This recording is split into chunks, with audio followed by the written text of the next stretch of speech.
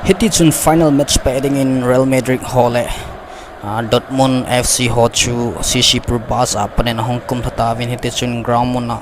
mazo se chugu tup chai pharun hiti chun la savin o chung chol ha tela kho zan lai hi ji chun asavin hiti ange ta sa chu me pt ho zo sen jong asa hovin chom khat chu la sa len khom an bolvin a bol chai chai vin chapang hon jong khot pe na ane even hiti chun hong thlai do gam ta ven hi match ke panding a hetain match ke pat masangin mingol khat Ronaldo fans ke hiti ke sade na mang cha shu tin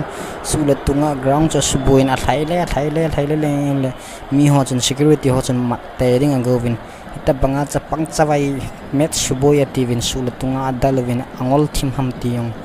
hita chun a sei su kevin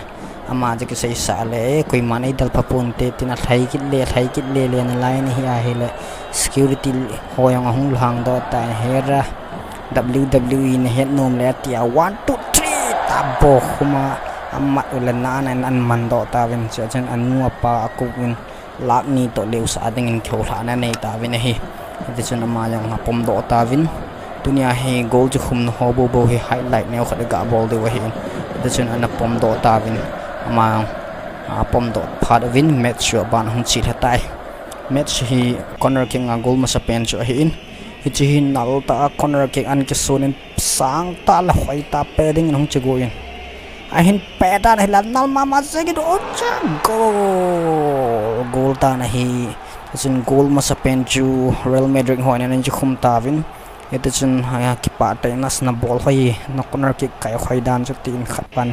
a coin khawe ga thawe ke te ti ven an pe paket me la nal te na golden asunga mi khat pumin at khun aleng du jing an nal ma jing in thakate mi yong an kung diu tai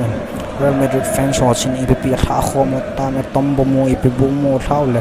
ite chun bom an pu ke bang jing tan ki pa na za la chun Real Madrid fans na ho chin mi kung bang jing ta na he vet mo ma jing in